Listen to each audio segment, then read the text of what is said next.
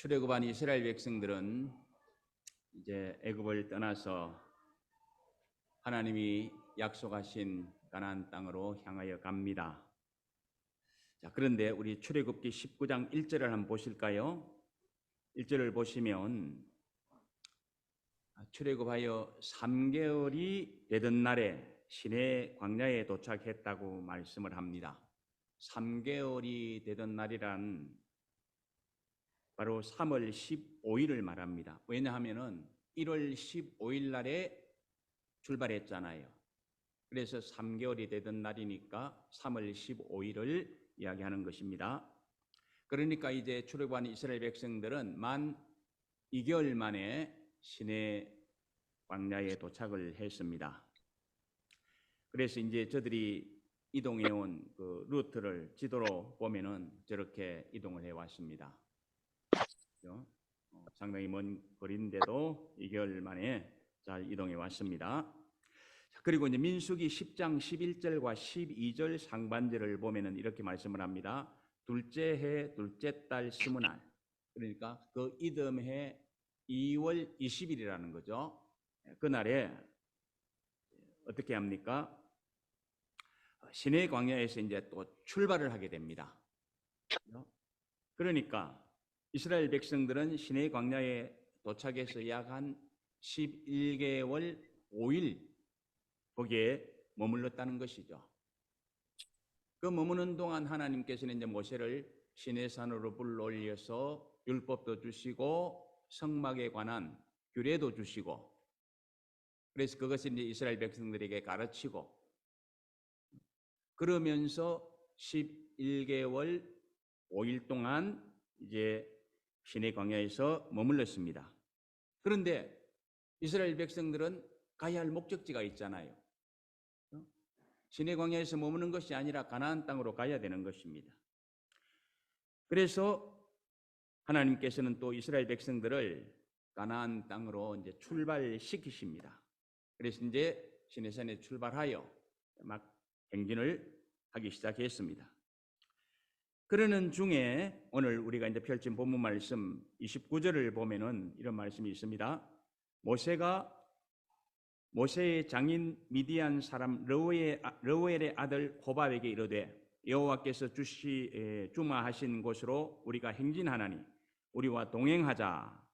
그리하면 선대하리라. 여호와께서 이스라엘에게 복을 내리라 하셨느니라. 이 말씀은 네 가지 면에서 우리가 한번 중요하게 들여다볼 필요가 있습니다. 그 첫 번째는 모세가 호밥이라는 사람에게 함께 동행하기를 요청하고 있습니다. 이 호밥이라는 사람이 누구입니까? 장인 르우엘의 아들이었다, 이렇게 말하죠. 이 르우엘을 다른 말로 하면은 이드로라고 하잖아요, 그죠? 예, 그의 아들이었습니다. 그러니까 모세와 사이에서는 처남이라 이렇게 이제 부를 수가 있을 것입니다. 그 사람에게 동행을 요청하고 있습니다.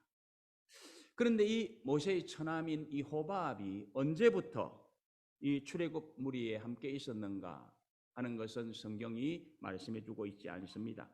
그래서 그냥 우리가 추측을 해볼 수밖에 없습니다. 아마도 이제 모세가 이스라엘 백성들을 데리고 출발해서 미디안 광야로 들어왔지 않습니까? 그때 이 소식을 들었던 그 장인 이드로 르우엘이 남겨두었던 모세의 아내 십보라와 두 아들 게르솜과 엘리에셀을 데리고 모세에게 나왔던 것, 이것은 성경이 이야기해 주고 있죠.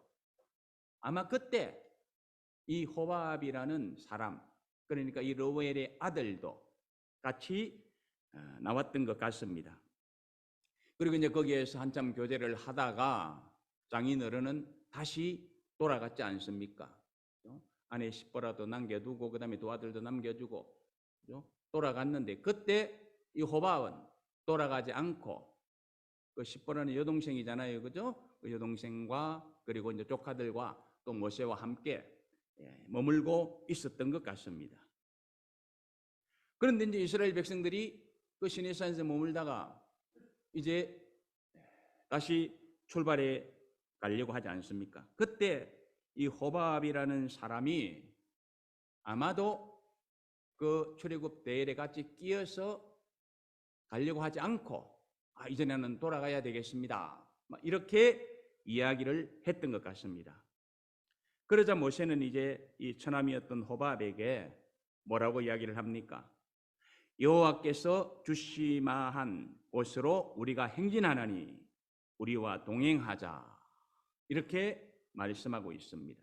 이것이 이제 두 번째 내용이 되겠습니다. 이 두 번째 내용, 즉 모세가 처남에게 우리와 함께 가자 하면서 한 말, 여호와께서 주마하신 곳으로 우리가 행진하나니, 이 말, 이것이 참 중요합니다. 왜냐하면 이 말 속에는 모세의 신앙 고백이 들어있기 때문에 그렇습니다. 그 의미는 이렇죠. 비록 우리가 지금은 이 광야에서 마치 방랑객처럼 이렇게 살아가고 있지만 우리에게는 약속이 있습니다. 그 약속은 하나님께서 주신 것이고 그것은 복된 약속입니다. 그리고 하나님께서 우리에게 그 약속을 주셨기 때문에 하나님께서는 반드시 우리를 그것으로 인도해 드릴 것입니다. 그래서 우리는 지금 그것으로 가고 있습니다. 그러니까 당신도 같이 가십시다, 이렇게 지금 이야기를 하고 있는 것입니다. 이러한 모세의 신앙 고백은요, 오늘을 살아가는 우리에게도 큰 교훈과 도전이 됩니다. 왜냐하면 우리는 비록 이 세상에서 나그네같이 살지라도, 잠시 지나가는 삶을 살지라도, 그리고 또 우리는 비록 이 땅에서 정처 없이 살아갈지라도 우리는 달려가야 할 분명한 목표가 있고 또 하나님께서 우리에게 약속하신 분명한 처소가 있기 때문에 그렇습니다. 그래서 모세처럼 이런 확신을 가지고 우리가 믿음 생활하고 나아간다면 우리가 어떤 삶을 살든지 간에 하루하루 지치지 않고 소망 중에 기뻐하고 찬송하면서 전진해 나갈 수 있을 것이라는 말입니다. 우리가 지치고 또 주춤하는 이유가 무엇입니까? 이런 확실한 고백이 없기 때문에 그렇습니다. 그래서 우리는 모세를 통하여 다시 한번 도전을 받아야 되는 것입니다. 우리 신앙의 선배들은요, 이런 믿음을 가지고 살았습니다. 그래서 히브리서 기자는 우리 신앙의 선배들이 살았던 그 삶을 우리에게 소개해주고 있습니다. 히브리서 11장 15절 16절 상반절 한번 보실까요? 거기를 보시면 이런 말씀이 있습니다. 그들이 나온 바 본향을 생각하였더라면 돌아갈 기회가 있었으려니와. 마음만 먹으면 얼마든지 돌아설 수 있었다는 것이죠. 그럼에도 불구하고 그들이 이제는 더 나은 본향을 사모하니 곧 하늘에 있는 것이라. 마음 먹고 뒤돌아보면 돌아갈 수도 있었지만은 돌아가지 않았던 이유가 하나님께서 약속하신 하늘나라, 그 소망의 나라가 있었기 때문에 계속해서 전진해서 나아갔다는 것입니다. 비록 그들의 삶이 광야 같은 삶이었고 힘든 삶이었지만은 계속해서 하늘나라 본향을 바라보면서 돌아서지 않았다는 것입니다. 그러는 과정에서 그들은 많은 고난과 괴로움을 당했잖아요. 심지어는 죽음도 맛보아야 했습니다. 그럴지라도 그들에게는 하나님이 약속하신 하늘나라가 있었기 때문에 그것 바라보고 감당해냈더라는 것입니다. 그 빛나는 믿음을 이 히브리서 기자는 지금 이야기하고 있는 것입니다. 그리고 그것을 부대 사람들에게 들려주면서 도전받으라고 하는 것입니다.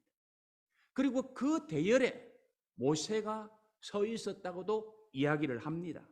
그래서 히브리서 12장 24절 말씀을 보면은 이런 말씀이 있지 않습니까? 믿음으로 모세는 장성하여 바로의 공주의 아들이라 칭함을 받기를 거절했다. 모세 역시 바로의 공주의 아들로서 왕이 될 수 있는 그런 위치에 있었지만은 그것을 포기하고 거절하고 믿음으로 하나님이 주신 약속의 땅을 향하여 나아가기 시작했더라는 것입니다. 그런 모세가 그런 신앙을 가지고 지금 뒤돌아서려고 하는 이 처남 호밥에게 이야기를 하는 것이죠. 뭐라고요? 하나님이 주신 약속의 땅이 있다. 제발 그것으로 향하여 나아가자. 뒤돌아서지 말아라. 뒤돌아서면 결국은 하나님의 약속과는 상관없는 삶을 살게 되고 결국 그러다고는 모든 것을 잃어버리는 삶일 수밖에 없다. 그러므로 반드시 그 약속을 붙들고 나와 함께 가자. 이렇게 호밥에게 도전을 주고 있는 것입니다. 그러면서 이제 하는 말이 무엇입니까? 아까 우리가 보았던 29절 중반절 말씀을 다시 보실까요? 우리가 행진하나니 우리와 동행하자. 그리하면 선대하리라. 이게 이제 두 번째 내용이 되겠습니다. 우리와 함께하면 당신을 선대해 주겠습니다. 여기 선대한다는 말이 좋게 만든다, 유익을 끼친다, 은총을 입힌다 이런 뜻입니다. 이 말씀은 호밥이 만약에 함께 가면은 아름다운 예우를 받을 수 있도록 해주겠다는 그런 약속을 하는 것입니다. 왜 이런 약속이 필요한 것입니까? 이 호밥은 이스라엘 백성이 아니잖아요. 이 사람이 누구입니까? 미디안 땅에서 살던 겐 족속이잖아요. 그래서 이제 만약에 호밥이 이스라엘 땅에 들어갔는데 땅에 들어가서 이제 땅을 분배하고 이렇게 살아갈 때에 당신은 우리 동일한 백성이 아니기 때문에 자격이 없습니다고 해버리면 안 되는 것 아닙니까? 그래서 모세가 보장을 해주는 거죠. 나와 함께 가면 당신을 분명히 모든 생활과 지위를 보장하고 각종 혜택을 받을 수 있도록 해주겠습니다. 라고 아주 분명하게 약속을 하는 것을 볼 수가 있습니다. 이런 약속은 모세가 단지 그냥 인간적으로 하는 약속이 아니잖아요. 왜냐하면 29절 하반절 말씀 다시 봅니다. 거기 보시면 뭐라고 말합니까? 여호와께서 이스라엘에게 복을 내리리라 하셨느니라. 하나님께서 복을 주신다고 하셨으니까 이 복을 우리가 받아서 함께 누리도록 하십시다. 이 말씀입니다. 이것이 바로 또 29장에서 나타나는 중요한 내용 중에 네 번째 내용이라 이렇게 우리가 한번 볼 수가 있습니다. 모세는 여호와께서 복을 주신다고 했는데 그것 자기네들만 누릴 것이 아니라 함께 당신도 누려야 된다는 것 아닙니까? 그래서 같이 가자고 하는 것입니다. 이런 것을 보면서 또 우리가 교훈받고 도전받을 일이 있습니다. 한 세 가지 정도 말씀을 드립니다. 먼저는 하나님의 복은 한 개인이나 어떤 집단의 소유물이 아니라는 것입니다. 모든 인류가 같이 공유해야 된다는 것입니다. 저와 여러분들이 예수 그리스도를 믿어 복 받았습니까? 좋습니다. 우리 혼자 이것을 누리면 안 된다는 것 아닙니까? 같이 누리도록 해야 된다는 것 아닙니까? 이 말씀을 통해서 우리는 이런 교훈과 도전을 받아야 됩니다. 두 번째로 하나님 나라 건설에 동참한 자들에게는 풍족한 은혜가 보장된다는 것입니다. 모세는 같이 가자고 하면서 그냥 가자고 한 것이 아니잖아요. 당신을 선대하겠다. 지위도 보장해주고 우리가 누릴 복 당신도 같이 누릴 수 있도록 하겠습니다. 그렇습니다. 하나님 나라를 같이 건설하면 모든 사람들이 동일하게 풍족한 은혜를 누릴 수 있게 되어진다는 것입니다. 그러므로 마지막 세 번째 또 보면은 인간은 동력하면서 하나님의 뜻을 이루어가야 된다는 것입니다. 그래서 함께 가자고 하는 것이죠. 그러므로 우리는 할 수 있는 대로 함께 하나님의 뜻을 이루며 나아가야 됩니다. 그러면서 함께 은혜를 누리고 함께 복을 공유해야 됩니다. 이런 자세를 우리는 확립하고 살아갈 때 우리는 바른 그리스도인의 삶을 살아갈 수 있다는 것 기억했으면 좋겠습니다. 모세는 그런 마음을 가지고 호밥에게 이야기를 합니다. 그래서 아름답고 파격적인 제안을 하고 있는 것입니다. 자, 그러면 이제 이렇게 아름답고 파격적인 제안을 모세가 처남 호밥에게 했는데 이 처남은 그 제안을 어떻게 받아들일까요? 어떤 반응을 할까요? 30절 말씀 보시면은 호밥이 그에게 이르되 나는 가지 아니하고 내 고향 내 친족에게로 가리라. 모세의 파격적인 제안을 거절합니다. 분명히 하나님이 약속한 것이 있습니다. 그 복을 아름답게 같이 누리자고 잘 예우해 주겠다고 보장해 주겠다고도 이야기를 했습니다. 그럼에도 불구하고 이 호밥은 뒤돌아 서겠다는 것입니다. 잘못된 것이지요. 그렇다면 호밥이 왜 안 가겠다고 왜 거절하는 것입니까? 아직까지 이 사람에게는 그 하나님이 약속하신 가나안 땅에 대한 확신이 없는 것입니다. 믿음의 눈이 아직 완전히 밝아지지 못했기 때문입니다. 오늘을 사는 우리에게 이 말씀을 적용해 본다면 아직도 우리에게는 하늘나라에 대한 확신과 소망이 없다라는 것입니다. 그래서 주춤하는 것이죠. 같이 가자고 하는데도. 자, 그러니 이 모세가 답답한 마음을 가질 수밖에 없었을 것입니다. 그랬을 때 모세는 새로운 지혜를 발휘합니다. 기치를 발휘합니다. 어떻게 합니까? 31절 말씀 보시기 바랍니다. 모세가 이르되 청하건대 우리를 떠나지 마소서.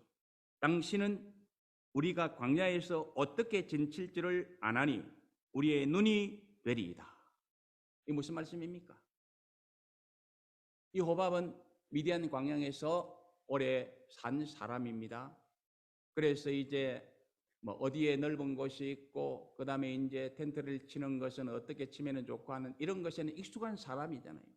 그가 잘하는 것을 지금 이야기를 하면서 그것이 우리에게 도움이 될 텐데 그거 우리 도움 주면서 당신이 좀 같이 가주었으면 좋겠습니다 라고 이야기를 하는 것입니다. 근데 사실요 따져보면 호밥이 지금 이스라엘 백성들하고 같이 안 가도 이스라엘 백성들은 얼마든지 가나안을 그 광야를 통과해서 하나님이 약속한 가나안 땅에 들어갈 수 있습니다. 왜요? 하나님이 인도하시잖아요. 애굽에서도 인도해 내셨고 시내산까지 왔고 앞으로 남은 길도 인간이 가는 것이 아니라 하나님의 인도함을 받아 갈 것입니다. 그럼에도 불구하고 모세는 지금 호밥이 잘하고 있는 그런 일을 지금 들추어내면서 어떻게 합니까? 당신은 그런 일을 잘하는 사람 아닙니까? 그러니까 우리에게 필요한 사람입니다. 라고 하면서 거듭 같이 가자고 요청을 하는 것이죠. 그 사람을 인정해 주는 것입니다. 그 사람을 세워주는 것입니다. 그러면서 그 마음을 설득하는 것이죠. 그러면서 말을 더합니다. 32절 말씀. 우리와 동행하면 여호와께서 우리에게 복을 내리시는 대로 우리도 당신에게 행하리이다. 모세는 반복적으로 같이 가자고 하면서 다시 한 번 더 이 호밥에게 우대하겠다고 또 말해주는 것을 봅니다. 그 사람의 마음을 붙잡기 위해서, 설득하기 위해서 또 이야기하고 또 이야기하는 것이죠. 이것이 중요하지 않습니까? 계속해서 설득을 위해서 이야기하고 이야기하는 것을 예수님께서는 뭐라고 하셨습니까? 강권이라. 그렇죠? 그래서 누군가를 주님 앞으로 데려올 때에 한 번, 두 번 이야기하는 것이 아니라 강권하여 내 집을 채우라. 이렇게 말씀을 하셨습니다. 그래서 모세도 이 호밥이 안 간다고 할 적에 또다시 이야기를 하는 거죠. 강권을 하는 것이죠. 돌아서겠다고 하는데도 그러지 말라고 함께 가자고 하면서 그 사람의 장점을 이야기해 주면서 용기를 북돋아주고 설득을 하는 것입니다. 모세의 이런 자세 우리가 배워두었으면 좋겠습니다. 누군가를 전도할 때 낙심한 자를 이렇게 세우려고 할 때에 우리가 이런 방법을 활용하면 도움이 될 수 있기 때문에 그렇습니다. 공동체를 세우는 데 있어서 이런 방법은 좋은 비결이기도 합니다. 막 사람을 깎아내리면서 함께 하자고 하면 누가 같이 가겠습니까? 그 사람이 조금만 잘하는 일이 있어도 그것을 크게 칭찬해 주면서 당신은 이런 거 잘하지 않느냐고, 그래서 당신이 필요하다고 그렇게 이야기를 해줄 때 그 사람이 용기를 얻는 것이고 그 사람 마음이 움직이는 것이지, 깎아내리면서 막 핀잔을 주면서 함께 하자고 하면 절대로 안 되는 것입니다. 모세는 호밥에게 그가 잘하는 것을 인정해 주면서 마음을 세워주면서 함께 하기를 계속해서 요청하고 있는 것을 볼 수 있습니다. 이런 것을 우리가 배워둘 때 우리가 함께하는 공동체는 아름답게 잘 세워져 갈 수 있을 것입니다. 자, 그러면 이제 모세의 이런 거듭난 요청의 결과는 어떻게 나타났을까요? 본문에서는 이 호밥이 어떤 반응을 보이는가에 대해서는 말씀해 주지 않습니다. 그런데요, 사사기를 읽어보면 호밥은 마음이 움직였습니다. 그래서 모세와 함께 가나안으로 들어갔습니다. 한번 보실까요? 사사기 4장 11절. 모세의 장인 호밥의 자손 중 겐 사람 헤벨이 떠나 게데스에 가까운 사나님 상수리 나무 곁에 이르러 장막을 쳤더라. 이 말씀에서 보면 호밥은 분명히 가나안 땅에 들어갔고, 그리고 그의 자손들이 거기서 살게 되었고, 그리고 그 자손들 중에서 게네스에 가까운 사나님 상수리 곁에 이르러 장막을 치고 사는 사람들이 있었다. 이렇게 성경은 말씀해 주고 있습니다. 그리고 이제 넘어가서 역대상 2장 55절 하반절 말씀을 보면은 이런 말씀이 있습니다. 이는 다 레갑 가문의 조상 함맛에게서 나온 겐 족속이더라 라고 하면서 레갑 족속의 기원이 겐 족속에 있었다는 사실을 밝히고 있습니다. 이 레갑은 아들 요나답에게 아름다운 신앙의 영향력을 끼쳤고, 이어서 요나답도 그 후손들에게 아름다운 신앙의 영향력을 끼친 것을 우리가 성경을 계속 읽어보면 잘 이해할 수 있습니다. 따라서 예레미야서 35장 6절 말씀을 보면 이런 말씀이 있습니다. 그들이 이르되 우리는 포도주를 마시지 아니하겠노라. 레갑의 아들 우리 선조 요나답이 우리에게 명령하여 이르기를 너희와 너희 자손은 영원히 포도주를 마시지 말며 하고 이제 말씀이 계속 이어집니다. 이 말씀은 상당히 이제 긴 말씀이기 때문에 잠깐 말씀을 드리면 이런 것입니다. 이스라엘 백성들이 너무나도 하나님 말씀을 불순종하고 있어요. 그래서 하나님께서는 그 사람들에게 교훈을 주기 위해서 예레미야를 부릅니다. 예레미야를 불러가지고 하시는 말씀, 예레미야야 너 저 레갑의 자손들 알지? 예, 압니다. 저들에게 가서 너 포도주 좀 많이 준비해 가지고 포도주 마시라고 해. 그래가지고 하나님의 말씀이니까 선지자 예레미야가 포도주를 준비해 가지고 레갑의 자손들에게 갑니다. 그래서 방에다 불러 모아놓고 이거 하나님의 말씀이니까 너희들 이 포도주 좀 마셔 하고 포도주를 건넵니다. 그러니까 이 레갑 자손들이 뭐라고 이야기를 하느냐 하면은 우리는 이거 못 마십니다. 왜 못 마셔?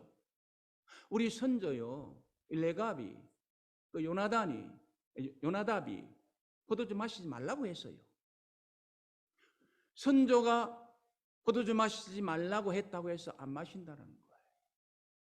그런데 지금 이 예레미야하고 그 후손들이 이야기하는 그 시기가 선조가 명령했던 것하고 인터벌이 얼마나 되느냐면은 거의 한 300년이 됩니다. 그러면 선조가 300년 전에 너 이거 하면 안 돼 하고 가르친, 믿음으로 가르친 그것을 지금 300년이 거의 지나는 그 시점에서도 계속해서 지키고 있다는 것 아닙니까? 아름다운 믿음의 가문으로 굳게 세워져 있었다는 것 아닙니까? 이런 역사가 어떻게 나타났어요? 모세의 권고를 들었던 이 호밥이 가나안으로 들어와서 거기에서 살면서 믿음을 견고히 했고 그 믿음 가지고 자녀들에게 아름다운 믿음의 유산을 계속 물려받도록 했고 이것이 무려 지금 현재 300년이 지나는 동안에 계속해서 이어지고 있더라는 것 아닙니까? 놀라운 일입니다. 이런 일은 모세가 강건했던 그 권고를 이 호밥이 받아들였기 때문인 것입니다. 만약에 호밥이 모세의 권고를 거절하고 다시 돌아갔다면 어떻게 했겠습니까? 이런 일은 절대로 있을 수가 없는 것입니다. 이런 것을 보면서 우리는 하나님께서 권고하시는 말씀 잘 받아야 된다는 도전을 받습니다. 우리 신앙의 선배들이 권고해 주는 말씀 잘 받아야 되는 것입니다. 그럴 때 그 사람이 복된 것이에요. 그럴 때 그 사람도 또 다른 사람에게 아름다운 신앙의 유산을 물려줄 수 있는 그런 위인이 되는 것입니다. 우리가 아무렇게나 살아가서는 되지 않는 것 아닙니까? 신앙의 위인들로 살아가야 됩니다.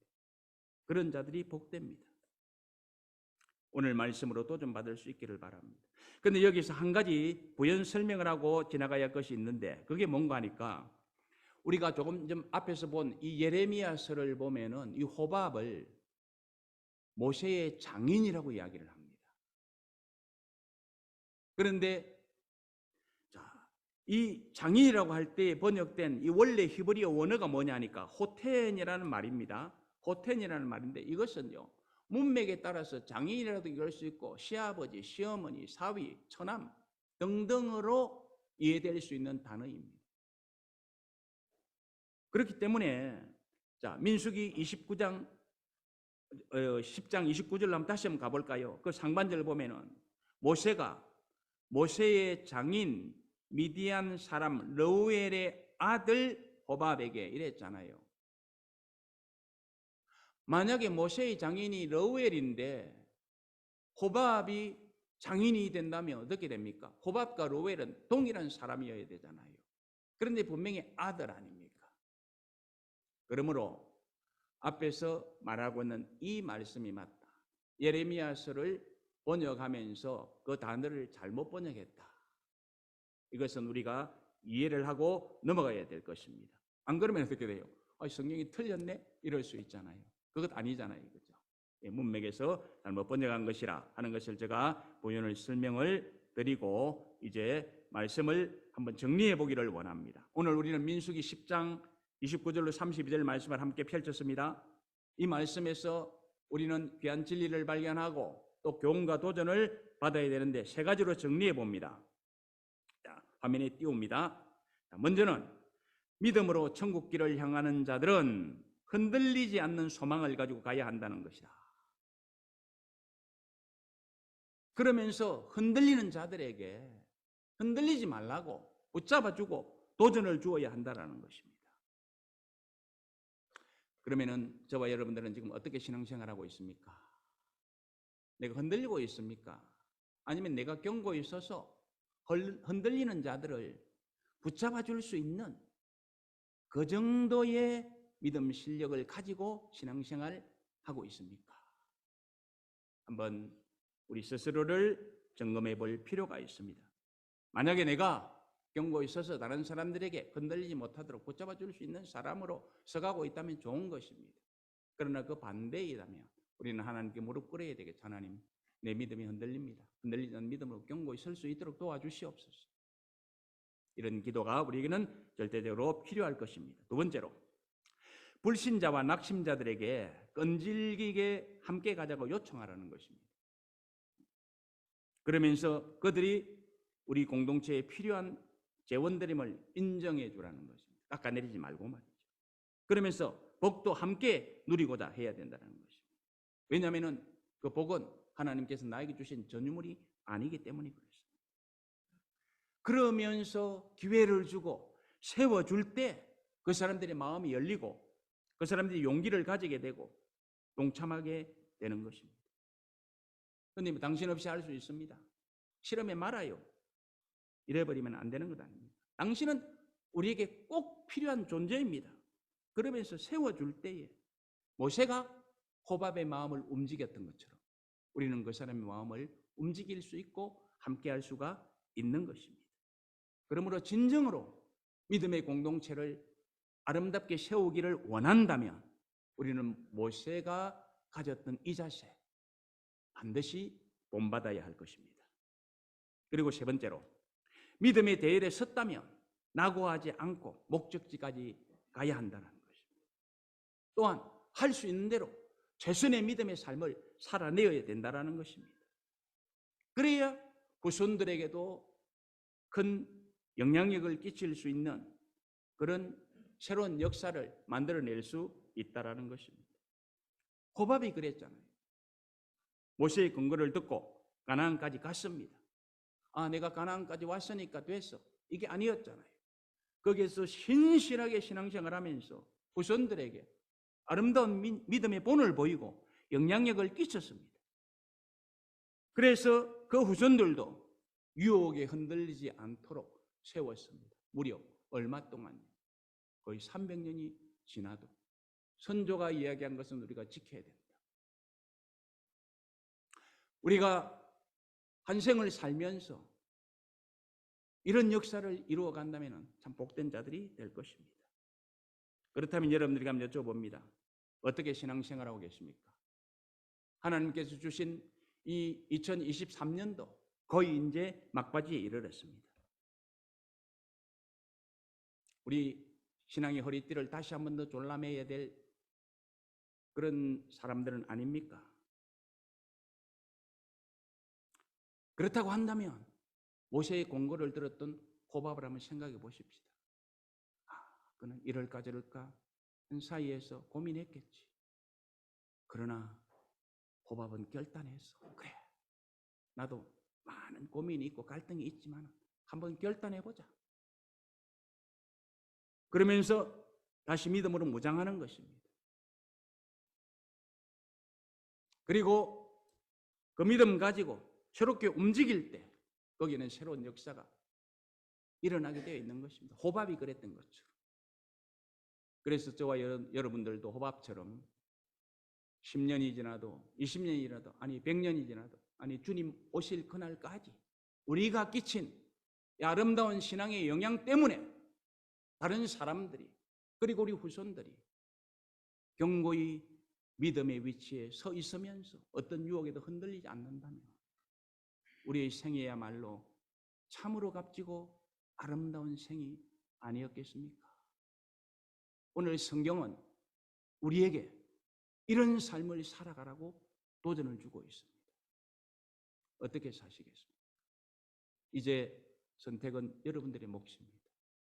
말하기는 하나님이 권고하시는 말씀, 또 우리 신앙의 선배들이 주위에서 아름답게 권고하는 말씀을 들으면서 아름다운 믿음으로 서셔서 빛나는 열매 나타내는 저와 여러분들이 되시기를 주님의 이름으로 축복합니다.